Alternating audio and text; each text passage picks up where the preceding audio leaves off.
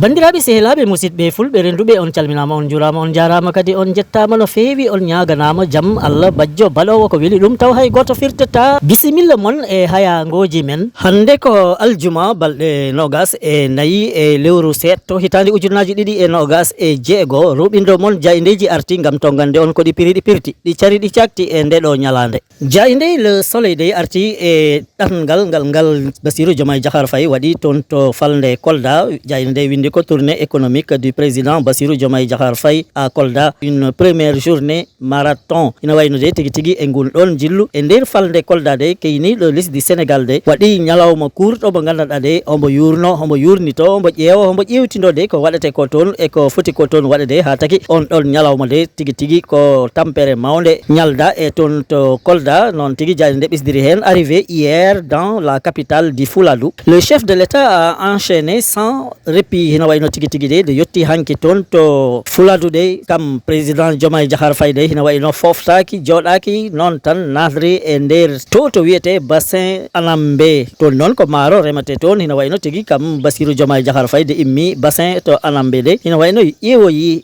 usine o mo ganduɗa de kombo usine Sodefitex moƴƴindowo hottollo e ko wayi noon e bureji e ko wayi noon tigi jayde nde wi kam on mo ganduɗa ka woni Bassirou Diomaye Diakhar Faye de waɗi inauguré sami régional o gonɗo toon de esi noon fuɗɗima toon liggeyaji ɗi ganduɗa de hina wayno tigi tigi hôpital goto baɗeteɗo nder Kolda noon tigi jayde nde windiri ɗum immersion dans le bassin de l'Anambé, visite de la Sodefitex, inauguration du SAMI régional et lancement du pôle mère enfant de l'hôpital de Kolda e wiide jayde le soleil jayde rewmi quotidien de kam arti ko e o mo ganduɗa ka woni hoorejo jagorɓe lesdi Sénégal kam woni de Ousmane Sonko sabo hina wayno de kala ko wino kam Ousmane Sonko de hande waɗi ɗum wadde wayino ko jayde rewmi quotidien wi ko o mo ganduɗa ka woni Ousmane Sonko de firtani aadi noon tigi jayde nde windiri ɗum e ɗerewol mum adunol la promesse ferme de Sonko après la reprise du bloc gazier Yakar Teranga hina wayno tigi tigi de kam Ousmane Sonko de wino ma loppit ko wiyete ko bloc gazier Yakar Teranga hina wayno noon wot tigi ɗo gandanɗa de toon gaz o ittete e nder Sénégal de hina wiye Teranga kam wino si ari de ma loppit ɗum hina wayno ɗum noon kam Ousmane Sonko waɗi ɗum ha hantini ɓisdi hen tous nos actifs spoliés seront renégociés et recouvrés hina wayno kam Ousmane Sonko de wi ko kala ko gandanɗa de Sénégal hina ɗum ji ko faye gaz phosphate e ko wayi noon e tawde ɗum weɗete yimɓe immorɓe caggal lesdi de hina wayno ma ɗum watte batu goɗɗo mo ganduɗa de ma ɗum ƴewtinde tigi tigi gam Sénégal daña hen gartam jajɗam e wiide jayde rewmi quotidien ha joni jayde le parlement de wi ko retrait conjoint de la licence de Cosmos et Petrosen sans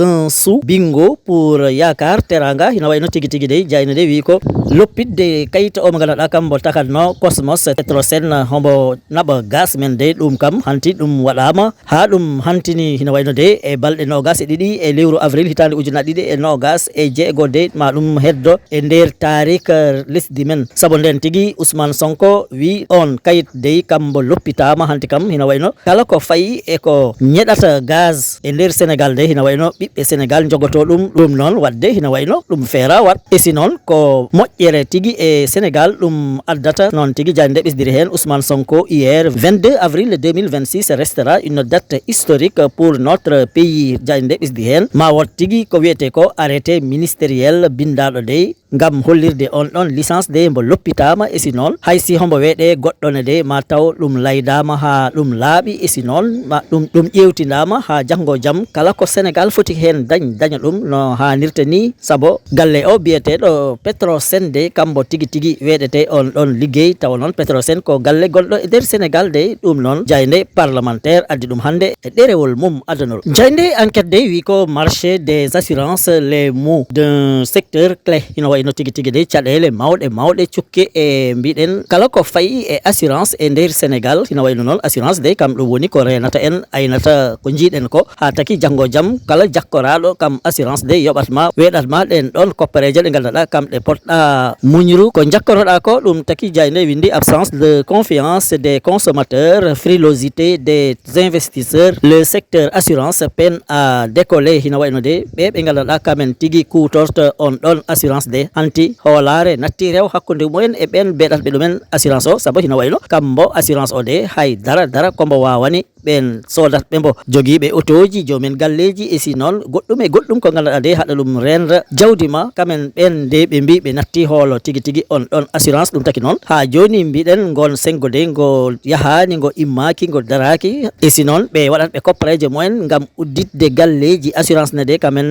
hoolare rewandi hakkude mumen e koɓe mbaɗata ko ha taki dey ko ɓuuri ko hen hewde kamen galleji men uddi noon tigui Jayde ɓesdiri hen secteur pétrolier quand les logiques concurrentielles et égoïstes plombent les ambitions les acteurs face à la nécessité de restaurer la confiance hina wayno ɓe ganduɗa kamen dillata e ko fayi e pétrole kamen de heɓe goni e sengo ngo ganduɗa de ko fowɗitirede e nawlirago ngo ganduɗa de woɗɓe gimmoto lagde ɓe gara ɗo kamen heɓe dilla e on ɗon pétrole de hina wayno ɗum taki hewɓe ɓiɓɓe Sénégal natnatɓe hen koppereje mumen ɓe natti hoolo ɗum noon hande foti tigi laamu daro hen walla ɗumen ha janggo jam tigi ɗin ɗon galleji mbawa daro e wiide Jayde l'enquête. Jayde Sud Quotidien de wi ko yowti ko e politique noon tawa ko batu potɗo hen waɗe gam ƴeewe janggo jam si sumgoji jottima hono ɗi mbaɗate taki de ɗum kam ɗum yowama ha jamanuji hiɗi gara balɗe heɗe gara yeeso noon tigui Jayde winde ɗum concertation politique sous tension et réforme en suspense hina wayno de kala ko foti hen waklite kala ko foti hen fewtine ɗum kam hina wayno de on ɗon batu potɗo wadde mbo yowama ina wayno Jayde windi ko le pari risqué du 30 avril hina wayno de ñande balɗe capantati e lewru avril nduɗu gonɗen de woni lewru settoɗe on ɗon batu jaajɗo pottitinatɗo joguiɗo jagorgal ndenka e gaynaka nder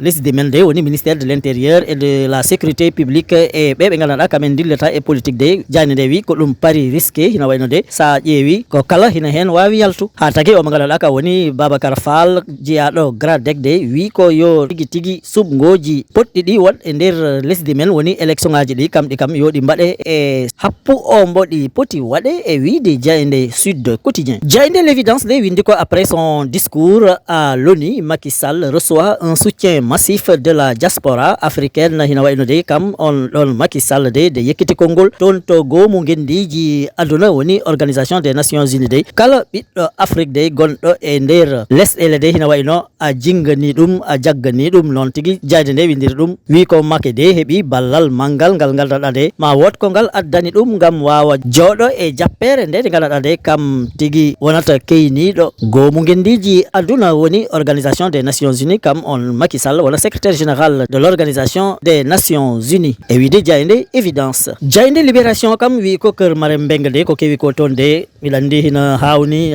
Allah sabo hina wayno de omo ganduɗa ka woni Daouda Gueye kam de yuwa toon laaɓi fa hawre e laƴal sabo kam de ala ko waɗi ko wona etade hakkitte sukaɓe ɗiɗo mécanicien ɓe ganduɗa de heɓe kaɓatno nden tigui goto mumen ƴetti laaɓi yuwi ɗum ki ha hawra e laƴal noon tigui Jayde nde windiri ɗum Kër Marème Mbengue il tentait juste de séparer deux mécaniciens qui se battaient. Daouda Gueye lâchement poignardé à mort e wiide Jayde la libération. Gasnirten ko coftal ɓalli sabo Jayde le record wi ko Premier League Sunderland Nottingham Forest à 19h hina wayno tigui de kippu Sunderland e kippu Nottingham Forest ma ɓe pottit hande si waktuji jeeɗiɗi kikiɗe poti noon tigui Jayde nde windiri ɗum Habib Diarra un match pour le rachat hina wayno omo ganduɗa ka woni Habib Diarra de jillaɗo e kippu Sénégal de tawa noon hombo toon jilla e ɗen ɗon pottitte de hina wayno tigui kam ma eto yoɓto ko waɗano ko e pottitte fukko kosguel jawtuɗe e wiide Jayde le record. Bandiraɓe sehilaɓe ɗum wonɗo seeɗa e komin gaddanno on e ko Jaydeji ɗi dawi ɗi bindi hande on jettama on jarama e kettogol mon ñimgol tabitgol